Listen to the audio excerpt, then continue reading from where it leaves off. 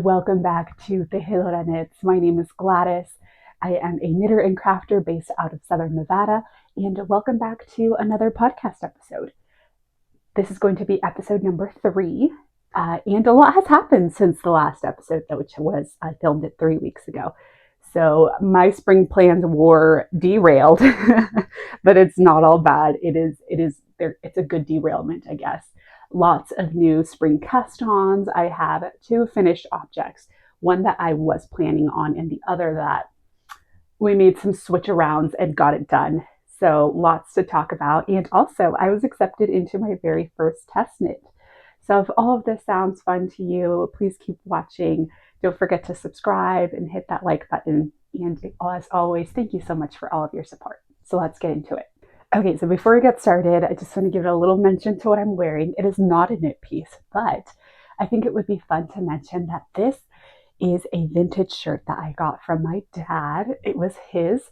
Bought it back in the 90s, so it's 100%, silk. And as you know, the quality of vintage items is just outstanding. So I love this shirt. It makes me, I don't know, I just love it. My dad said he never would have thought that I would be the one wearing it. I do have a brother, but he's much larger than my dad. So this is a very special shirt for me. So we are wearing it. It is full-blown spring over here in Southern Nevada. Today we are in the 70s. We're going to reach the 80s next week, but then we should simmer back into the 70s. So I doubt that the weather is going to cool off much more than that. So here we go. We are going to embrace it for as long as the spring season will last. So let's get started with finished objects. So I have 2. First is the one that I had anticipated at the previous podcast, which was my Terpischore Scarflet by Sari Nordlund. So this beauty is done, and I like to consider it a little set with my Polymnia mitts since I made it from the same yarn. That was the intention when I purchased this yarn.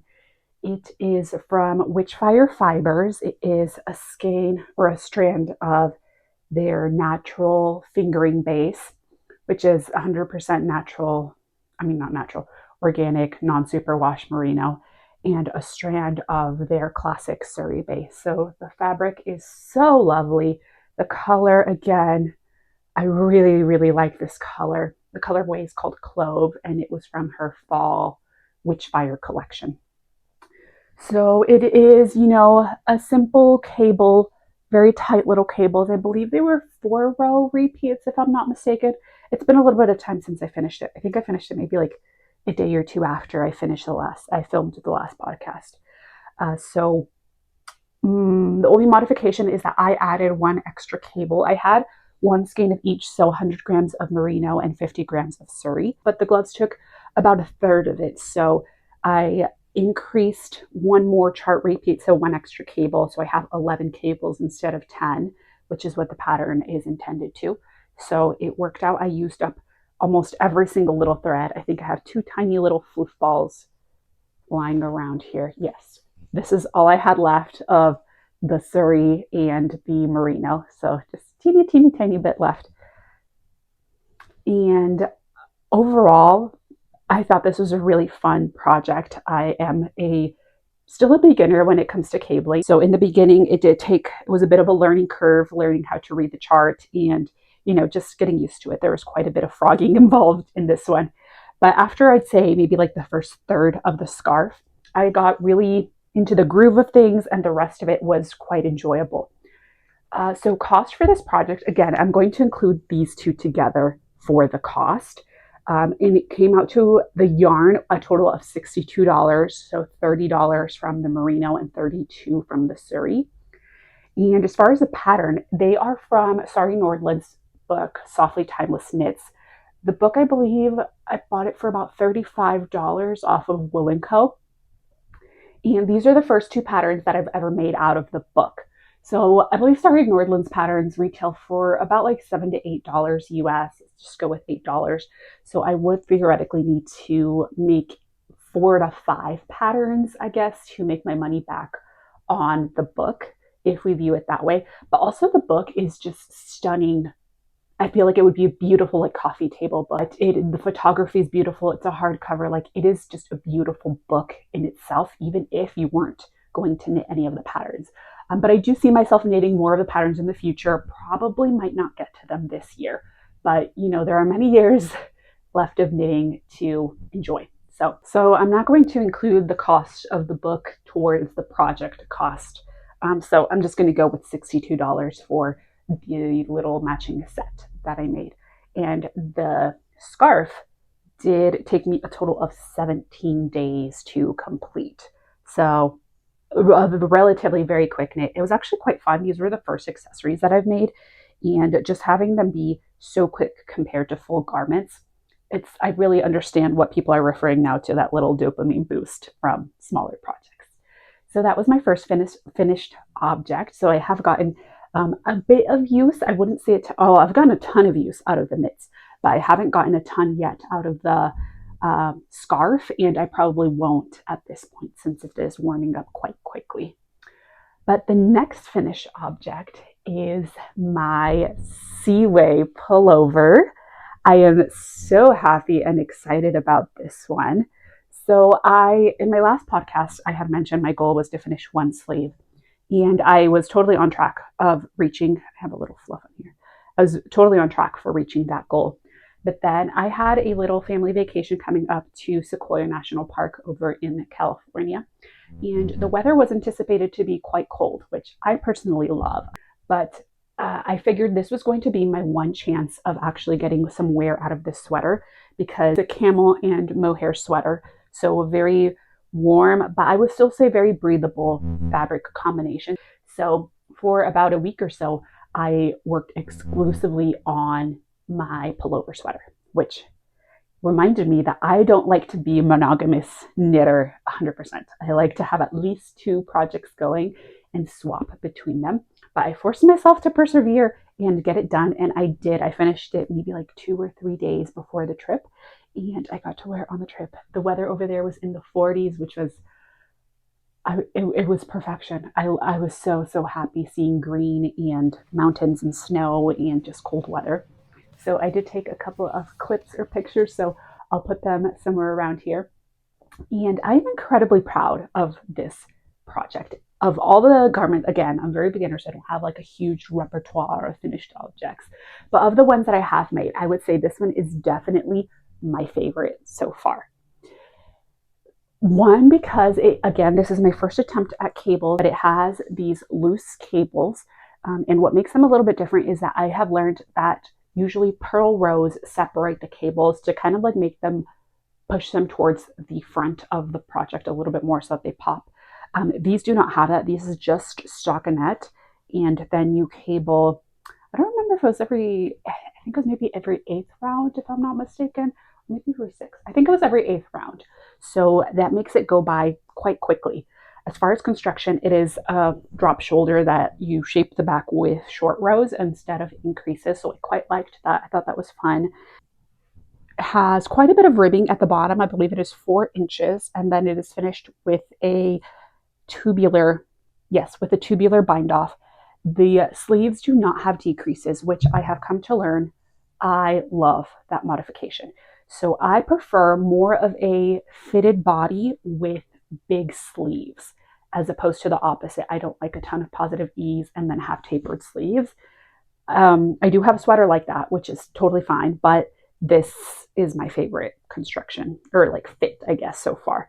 For the collar, it is more of like a mock neck, not a full turtleneck, but it has a higher neckline. I did not do that. I just did 1 inch of ribbing and then did the tubular bind off as well. It's perfect. It fits right underneath my collarbone, which is my preferred neckline. I don't like having things close to my neck or tight against my neck. For the yarns used, I used Ula and Leah 100% baby camel in their fingering weight in the color Dark Harbor Blue. And for the fluff, I used Knitting for Olive soft silk mohair in the color Deep Petroleum Blue. So I had originally purchased 300 grams of the camel and 5 balls, what is that, 125 grams of mohair. I had a good amount of leftovers. I ended up using a total of 235 grams of the fingering and 108 grams of the mohair. So I definitely needed that fifth ball of mohair. I believe I had like at least this much left when I had to start that last ball of mohair. But I had a good amount of leftovers. I am planning on making some Christmas colorwork beanies for the children in my life. So for my son and my future little niece for Christmas. And I think that should be enough. I think I'm going to use the mohair with my son's version, but probably just the camel held double for the baby version. So I think that should be enough. So I think that'll be a good use for the leftovers. As far as sizing, I used less recommended ease than the pattern suggests. So the pattern suggests anywhere from 5 to 9.5 inches of positive ease. I did it again. I didn't want mine to be so oversized. So I ended up sizing down. My size per pattern is 2 and I sized down to a size 1. After I had finished blocking it, I ended up with 35 inches, which was just 1 inch of positive ease. But I did notice when I was wearing it that this is like a very drapey fabric. I cannot sing praises to this fabric enough. It is beautiful. It is, and it's so comfortable to wear. I feel like I would be a bit sensitive to mohair like tied around my neck, but in a sweater like it's perfectly fine, and it feels so luxurious on my arms. Like if I was wearing it with a short sleeve t-shirt, I loved the feeling of it. But I noticed that it was very drapey, so I was wondering if it had grown as I was wearing it, and it did. I just measured it right before sitting down to film, and I have an extra inch of positive ease now. So the finished bust circumference of the sweater is 36 inches. So, which is right on par with what the pattern should have been for size 1. I was 1 inch short, but with a growth, I'm right on target. My row gauge was quite off. It was quite a bit longer than the recommendation. So some of the modifications that I had to make because of that, I did seam up about an inch of the armhole at the underarm before casting or picking up stitches for the sleeve, and that worked perfectly. I had my sleeves as recommended for the size 1, and it worked out perfectly well. For the length, I left out one little cable repeat, which is maybe only about an inch or so. It wasn't anything too drastic. And I did do the full 4 inches of the ribbing. For the arms, I did actually follow it per pattern, and it worked out perfectly. I'm assuming because I went for less positive ease, I had less of a drop over the shoulder. So that probably accounted as for why I was able to do the full length on the sleeves per pattern. It does have a little bit of short row shaping at the start of the sleeve. And another thing that I've learned how to do with this pattern is how to make my ribbing nice and neat. There we go. So I always have issues with my ribbing. It comes out a bit like big and just sloppy and wonky, and it just doesn't look very nice. So before, my modification was doing like a half twisted rib, just twisting my knits. And that worked fine. But for this project, I feel like the big ribbing just really added to the overall look, and I wanted that look. So I was researching different ways on how to fix my ribbing and make it look nice and neat. And I did it. So the technique that I ended up using, because I went through several different techniques, but the one that I ended up using is when you're going from knit to purl, I tug my yarn to remove that extra slack that comes from that motion, and just doing that. So I don't tug when I'm going from purl to knit, only when I'm going from knit to purl. So that does add a little extra step. It does slow you down. But for me, it's worth it because at the end of the day, knitting is supposed to be a slow craft. It's not about how quickly you finish things, which I have to remind myself quite often because sometimes I'm like in that go, go, go. You need to get things done and keep on going and cast on. And that's not, at least for me, that is not the point of this craft. So I have to remind myself that it is okay to slow down and make sure that you are liking your finished product. So that's what I did. And I think my ribbing turned out really nice. I really like it. For the neckline, it does have you size down for the neckline ribbing, but it does not have you size down for the cuffs and for the hem. So this is knit on 5mm needles, and again the ribbing is also on 5, which I also really liked how, you know, that look. Some people think that it looks a bit messy, but I think it looked really nice. And for the neckline, I don't remember if it was 4 or 4.5, but I did size down on, you know, for the neckline. So I think that combination worked out really well. So cost for this project, I did get both of the yarns on a good sale, a very good sale. So for the mohair, I paid a total of $40 for 5 balls of mohair. And for the camel, I paid $64, which again is much, much lower. I got it at the company's Kickstarter prices instead of their full retail price. So $64 for 300 grams of the baby camel. And the pattern, oh, I haven't mentioned that this pattern is from Ozetta. Wonderful pattern. Fit, like the fit, the writing of the pattern, the description, like everything, 10 out of 10. I would definitely knit more patterns from Ozetta for sure. And the pattern was only $6.50, which is incredible. Sometimes I feel like I see stockinette patterns retailing for $10 US, give or take, which again is also totally fine. But then I also see these super intricate, beautifully designed and made patterns for like almost half of that price. So I think it's a bit interesting.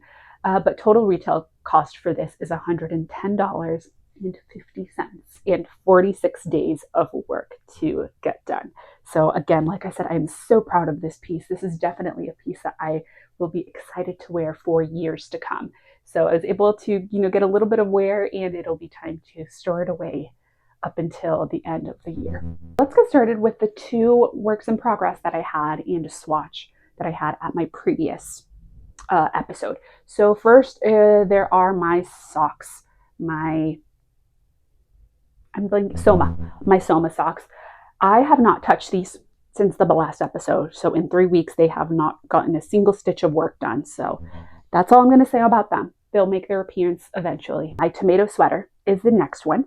So this is my own self-draft pattern made on Woolberry Fiber Co. linen base, which is 80% merino wool, non-superwash, and 20% linen. It is a fingering weight.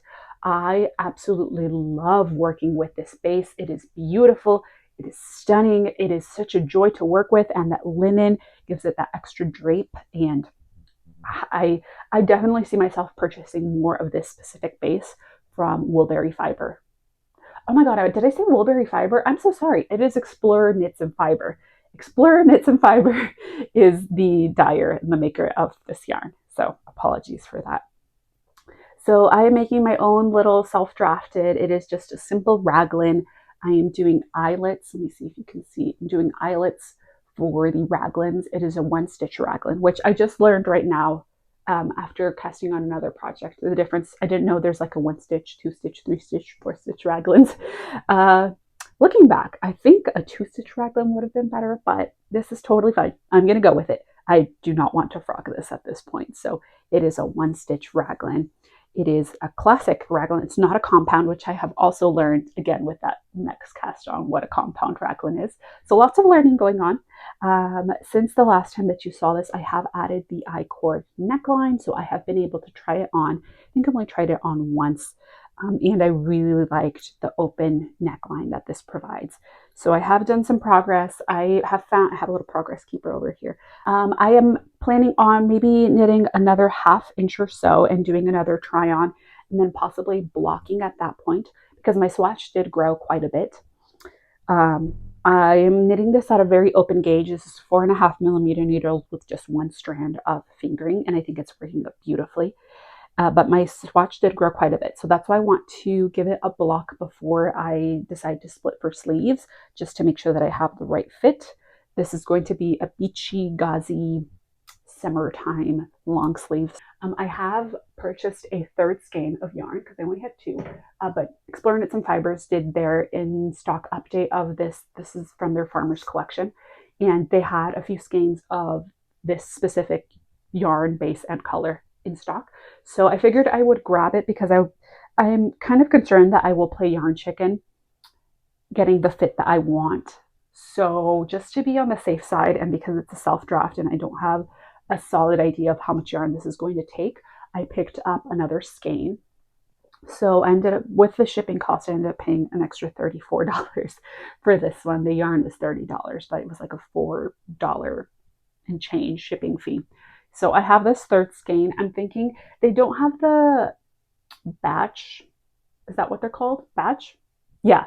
They don't have the batch numbers on the labels, so I don't know if this is from the same dye-lot. That's the word I'm looking for. Not sure if this is from the same dye-lot as the other ones. So kind of what I'm thinking is, once I start the sleeves, I think I should have enough to do the body. But when I start the sleeves, I'm going to start alternating in this one, so that way I don't have any major color differences. To my eyes, I'm not seeing any color differences between the yarns, but again, just in case, I don't want to risk it, so I'll be alternating. Right now I am alternating. I'm doing helical knitting, which works out perfectly fine for stockinette. So that is the progress that I have, and I'll also be doing a project vlog for this one, so that will come, when eventually I finish this. I do have a deadline for it. I want to finish it before mid-July, which is when I will do a little beach trip. So I want to take this piece over to Southern California. So that is my progress on my tomato sweater. So the next one that I had a swatch for it last time, and it has now progressed into this baby. So this is the, this is upside down, sorry. This is the Cloudy Days vest by Alicia Plummer. So it is a really nice textured knit. It has this little, what is it called? Puff stitch? Popcorn stitch? I think it's a puff stitch. But learning how to do the stitch was really fun. I really enjoyed this project. So this is worked on 6mm needles on a DK weight yarn. I am using WitchFire Fibers Natural DK, which is 100% non-superwash merino in the color Coven Sisters. This is from the same collection as Clove, so it's from their fall collection.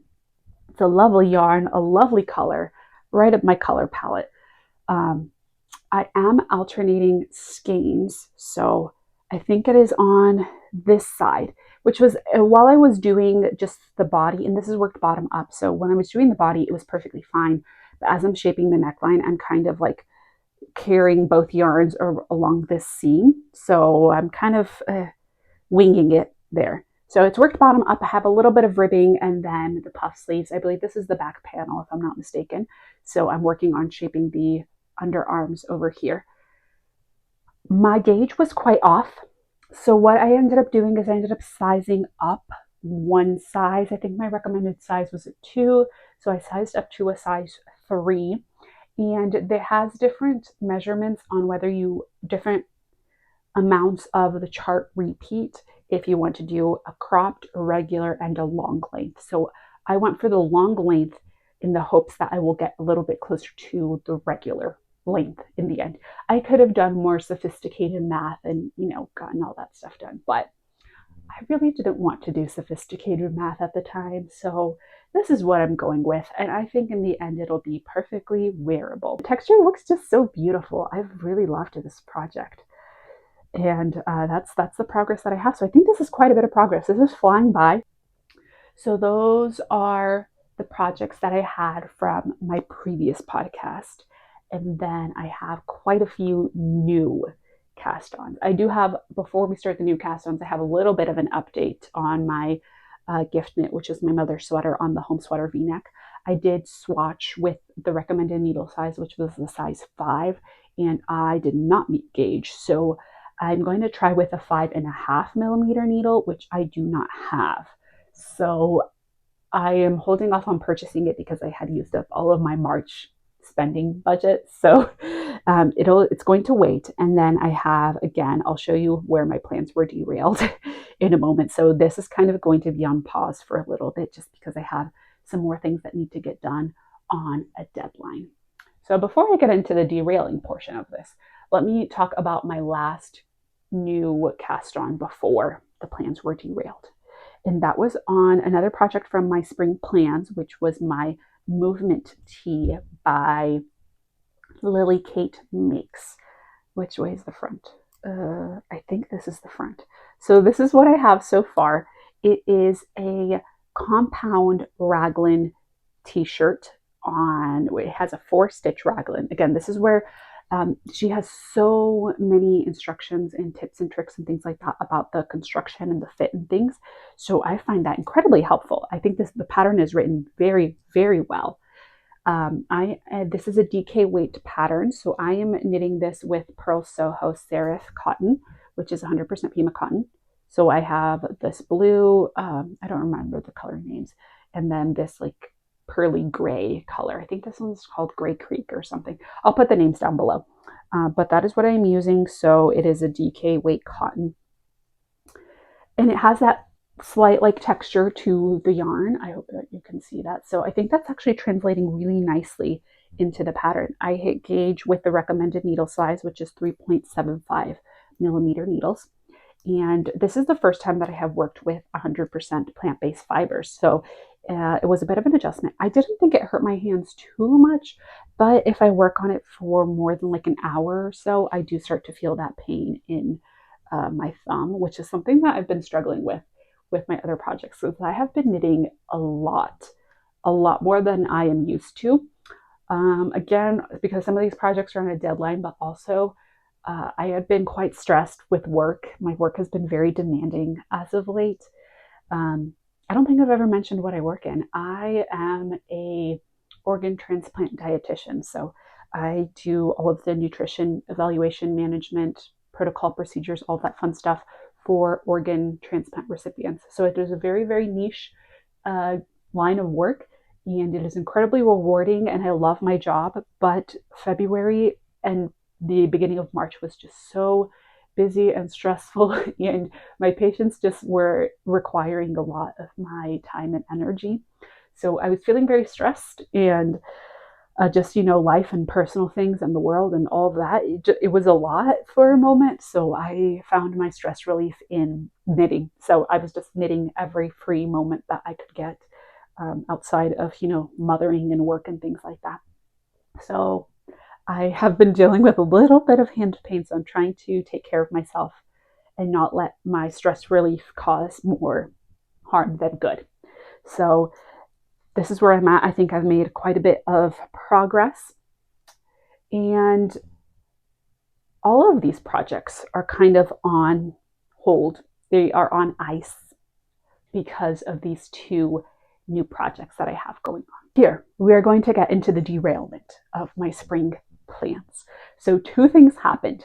One, I had kind of mentioned in my previous video. I am going to be an aunt in October. So those are the plans. And we learned last week that it is a baby girl. I am beyond over the freaking moon. I am ecstatic about this. But of course, a baby girl needs a hand knit wardrobe. Like, she has an aunt that knits. Like, when is there a better time? So I have plans for, I'm working on her blanket right now, which I will show you in just a moment. And then I have 1, 2, 3, and a little hat, 3 little garments that I want to get done. Of course, I will be making her more things, but these are the things that I want to get done by the time I host my sister's baby shower, which will be in June, which I know is a bit early, I guess, but we wanted to host it outdoors. And July and August are unbearably hot here in Southern Nevada. So there's just no way that I would comfortably want to host something outside in those months. September is too late and is also very hot still. So it's going to be June. So that doesn't leave me with a lot of time to try and get these things done. I will be making a baby specific video, baby knits video, before I gift all of these items away. And I'll go through all of my pattern recommendations, my yarn choices, my yarn recommendations and thoughts, the finished objects, all of those fun things. So here I will just show it to you as like a regular project. So like I mentioned, I'm starting with, and I have all of the baby things in this big bag from Athleta. I don't have fancy project bags. I have shopping bags as my project bags. I have that one from Athleta. This is a really old Kendra Scott bag. I like it has a little snap. So this is the one that I take to work for my work project. I have a blue Mercury bag lying around here. So I just have lots of random bags, and they work perfectly fine. So I'm not at a point where I'm going to spend money on fancy project bags. So this is what I have. I am I am working on a sweet shop blanket for baby girl. So this is what I have so far. And all of these projects that I'm making for baby, I went over them with my sister. So at the end, she had the final say of what she wanted, what colors and sizes and things like that. I made like a little Ravelry project bundle and kind of let her sift through it. So I had a few different blanket options, but she liked the sweet shop blanket. So that is what we are making. And the color palette is sunset earthy vibes. So as you can see, this is what I have going on so far. I have made quite a bit of progress actually on this, and I started it. I'll insert the date that I started this, or how many days ago I started this, somewhere on the screen. So the main color that I have, and this is kind of going into a bit of acquisitions as well, since I placed an order from Knit Picks for this blanket and for another baby garment as well. So this is and my little cake is nice and small right now, but this is the Berroco Vintage DK. So it is a blend of 52% acrylic, 40% wool, and 8% nylon. I just wanted a really strong workhorse yarn that would hold up well. So that is the main color for the blanket.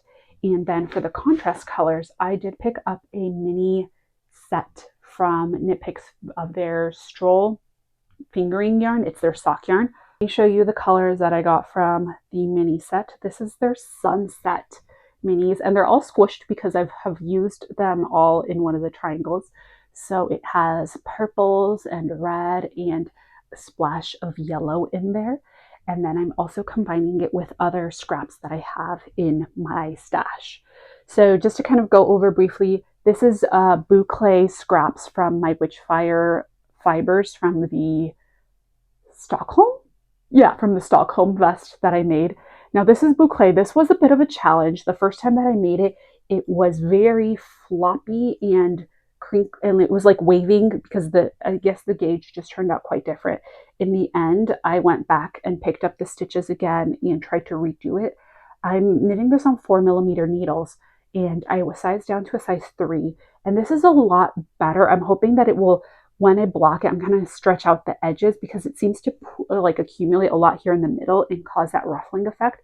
So this is much better, but it's not perfect. So, but you know, I made it work. This orange color is Drops Cotton Merino in I don't know the color name, but it's a very pumpkin-y orange.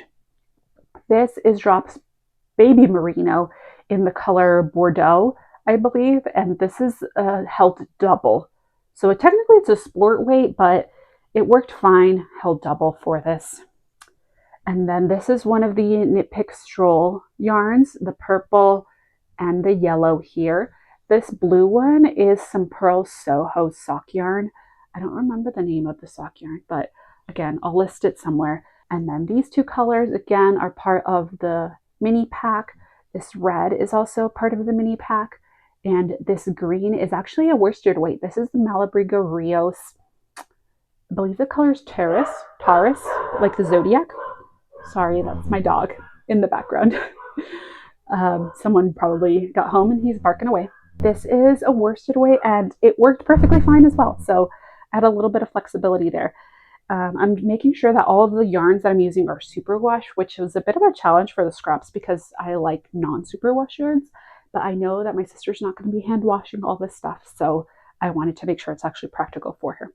So I have made a total of 2, 4, 6, 8, 9. I'm on my 10th square already. It's from Laura Penrose. I forgot to mention. I feel like the Sweet Shop blanket is a very popular pattern, and for a good reason. I feel like the construction is very well done. The techniques, she does mention that it looks simple, but it is not a beginner pattern or like a beginner skills. The squares are shaped mostly with short rows. It's really fun, and it should be done by my next podcast, which usually I film every 3 weeks. So I'm pretty sure I can finish this in 3 weeks and then get my next baby project cast on. I did place another yarn order from Linda Hobby with the other baby yarns that I'm going to be using. So that should have arrived as well by the next podcast. So that is what I'm working on for baby girl. So I'm just so happy about this. A little comment about the Stroll sock yarn. You're right, these are very, very soft. So it's working with a blanket, or I think even for like little baby hats or things like that, this would be wonderful. Maybe even for a garment if you hold it double or something, or like hold it with a fluff. I think that would work perfectly.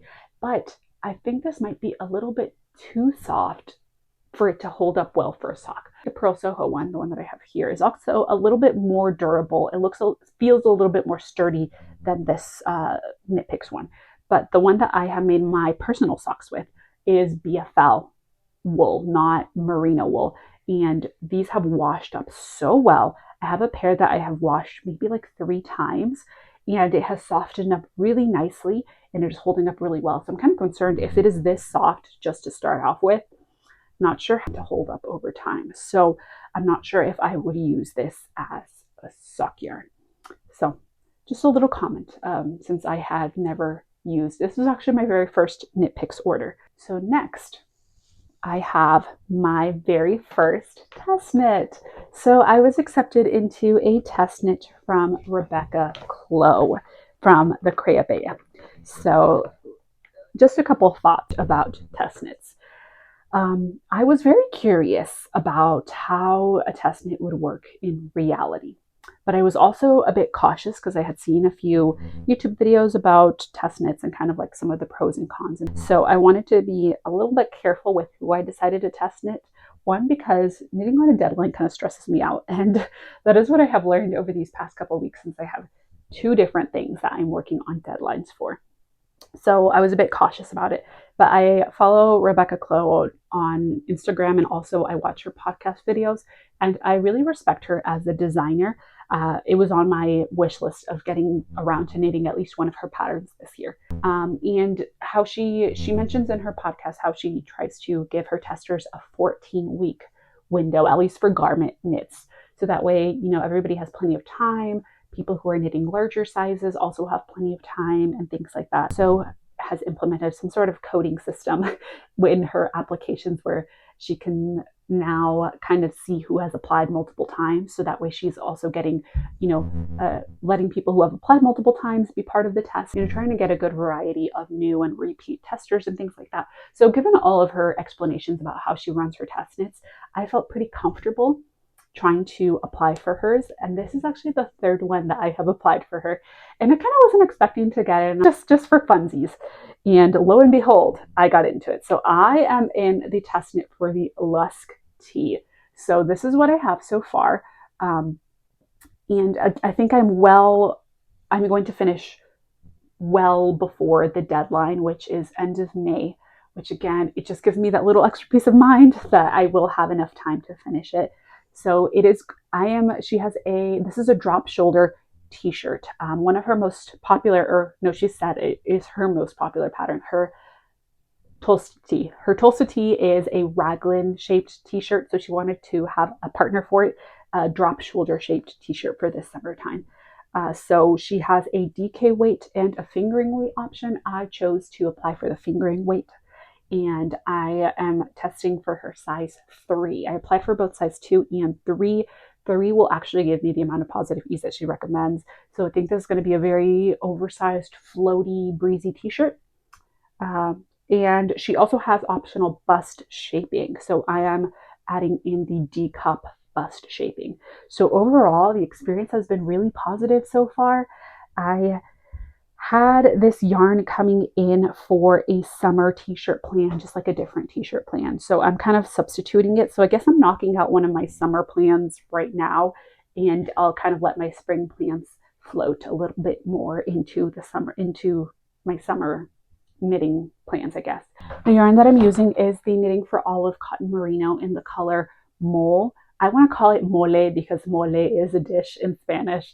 This is not the color of mole, but I'm pretty sure the inspiration was the animal mole. So I guess I'll call it that.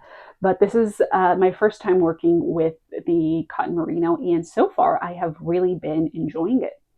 A note on the color. This color is incredibly flattering if you have an olive undertoned skin, or even if you have like a neutral, I can't speak for other skin tones, but if you have an olive skin tone, for sure, this color is incredibly flattering because it is very neutral, true brown.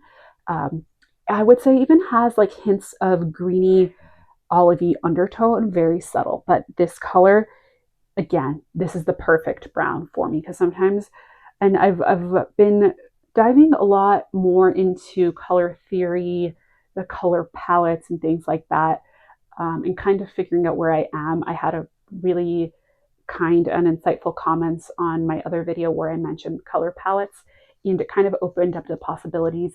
I thought that I was a warm autumn, or no, not warm autumn, a dark autumn. And I think I might actually be a dark winter. So I've kind of been playing around a little bit with that and kind of taking colors from both of those palettes because I do love my olive greens and maybe chocolates and things like that. So those aren't going anywhere. As you can see, I have my autumn colors over here, but I have been incorporating more colors from the deep winter palette as well. And I've been having a lot of fun with that. So I'm going more for neutrals. I'm trying to be a little bit more careful with the warm colors because as you can see in my acquisitions, I had a bit of a not fun experience with one of the colors that I ended up ordering. So I have a little bit of regrets on that. I did mention that the cotton merino is 70% organic cotton and 30% extra fine merino. I find it really soft, really comfortable to work with. It doesn't split. I like this a lot more than the Drops cotton merino just from the texture of the yarn. And the Drops cotton merino was always unraveling and splitting, and it was just not the most fun to knit with. This one, I have no complaints. This has been working wonderfully. So as far as the progress, I am getting really close to joining in the round. I have maybe 2 or 3 centimeters left of working flat on the front panel before I join in the round. So, and I sometimes forget how slowly fingering weight projects work.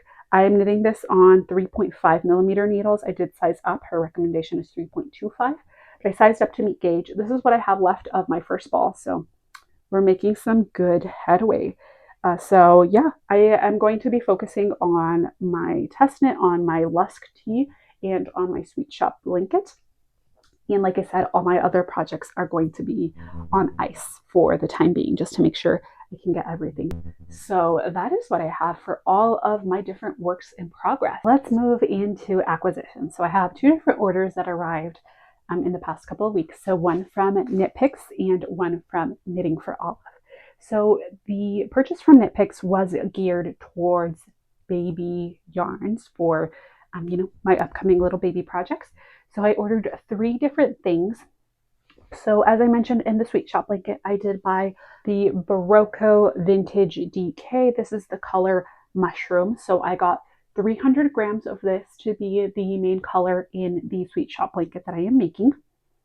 And for my Knit Picks order, I had a 20% off coupon. I think it was a site-wide sale that they were having for springtime. Full price, each skein of Berroco Vintage retails for $10 on the Knit Picks site. And so I got them for each for $8. So $24 for the 3 skeins, which I think is a really good price. And then to complement my scraps, I ordered a mini Stroll, mini skein pack of their Stroll fingering weight yarn. And this is the palette Sunset.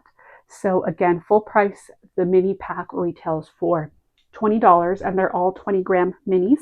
Sale price, I got these for $16. Another fun yarn that I purchased is this Bubbly Boucle. This is so cute. This is classified as a sport weight. I believe it was originally classified as a fingering, but in the end they reclassified it as a sport weight. So this is 82% superfine alpaca, 13% merino wool, and 5% nylon. So this is going to become a little bear overall for my little niece. This is not going to be one of the projects that I want to finish before the baby shower, because in the end, I and my sister decided to do a 1 year size so she can be like a little bear toddling around in her overalls. It's going to be so, so cute. So this one, I am going to plan on having it done for Christmas time, which will be a couple of months old, since she's not going to wear these right away. And I've already have enough pressure on getting things done in time for the shower. So this one's going to wait a little bit. I did purchase 2 skeins of this. So full price is $13, and I ended up paying $10.40 for each. So this is going to be roughly a $20 project, which is great. So those were the 3 yarns that I purchased from Knit Picks. And overall, I definitely see myself purchasing more yarns from Knit Picks. I do want to try their Mohair to pair with this yarn that I have hanging up here for a sweater. The other purchase that I made was from Knitting for Olive in preparation for my summer knits. So I have purchased from Knitting for Olive before directly from their website for their mohair. I think I have one little ball hanging over here.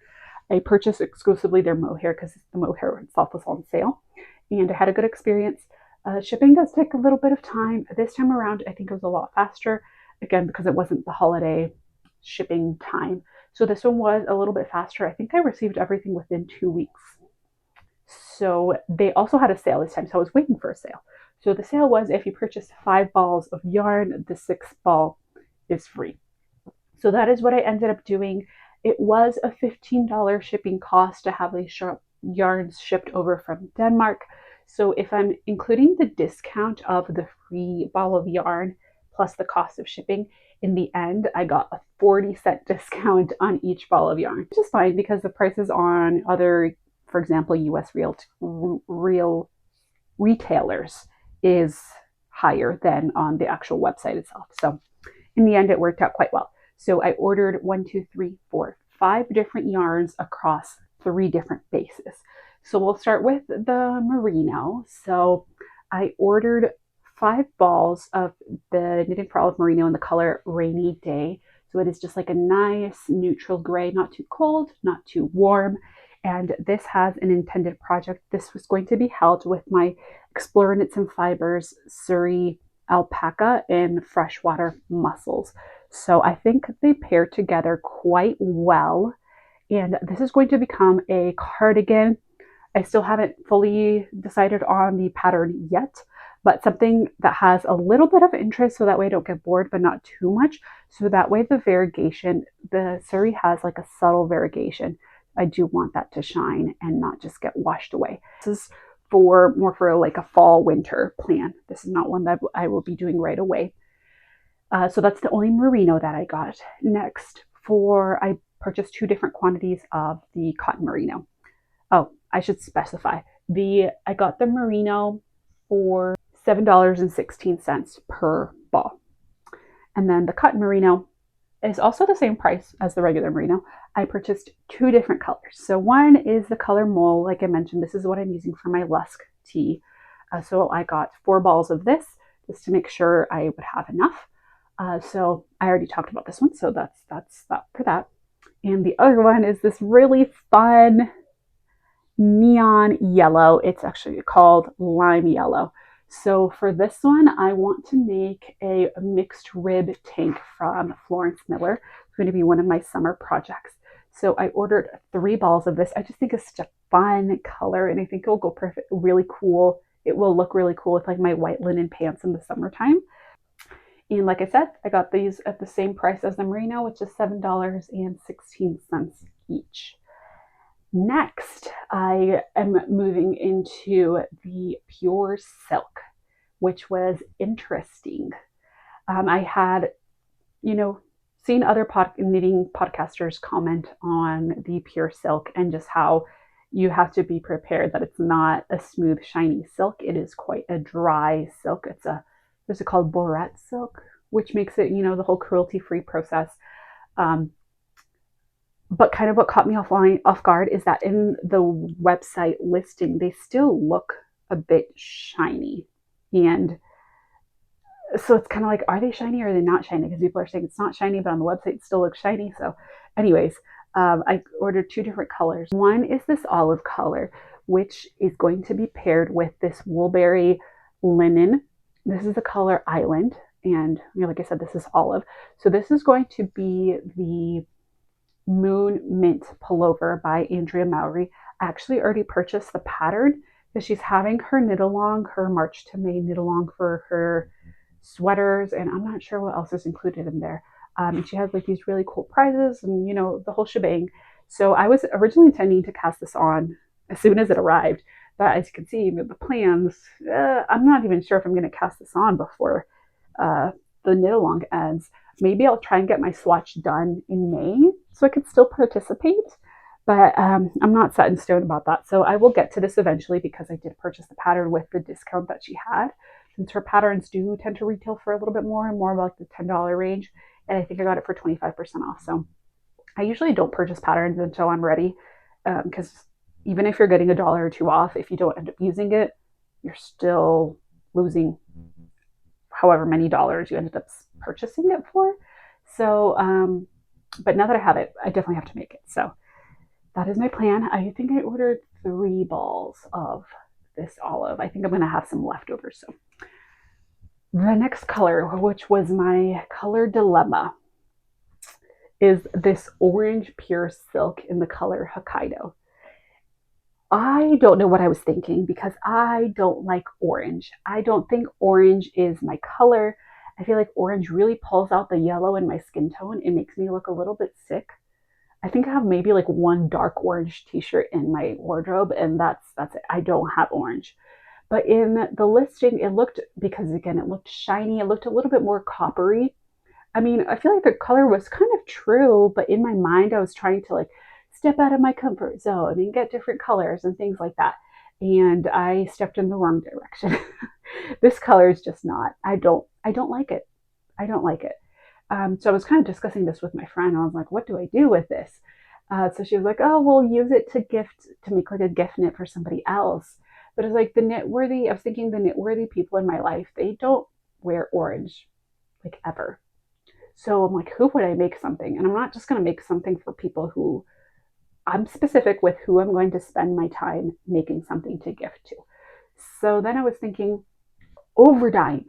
I can, knit up. I was planning on making like a t-shirt, a summer t-shirt with this, and I can just over dye it. So it's going down the rabbit hole of over dyeing and things like that. So I might possibly try and over dye it with a blue dye so it'll cancel out more of the orange, or with a green to make more of like a mucky olive, which I think would be really cool. So I think that is what I'm going to end up doing. I'll be honest, I don't think I'm going to get to this project this summertime because again, I think I have way too many projects that I want to make, and there's just no way I'll get to all of these. So maybe this will be next summer's problem. But yeah, that's my, I think I'm just going to end up over dyeing this one because orange is just not. Give me your thoughts. How do you think this color is looking on me? Because I don't think it looks good. So there we go. Those were, and the the pure silk, I'm sorry. Pure silk is a little bit more expensive than the other 2, the merino and the cotton merino. This one, I ended up purchasing them for $8.28. Okay, so that is all I have for today. A nice combination of updates. So I will see you guys in another few weeks. Thank you so much for watching. Thank you for all of your support and your kind comments. And until next time, bye.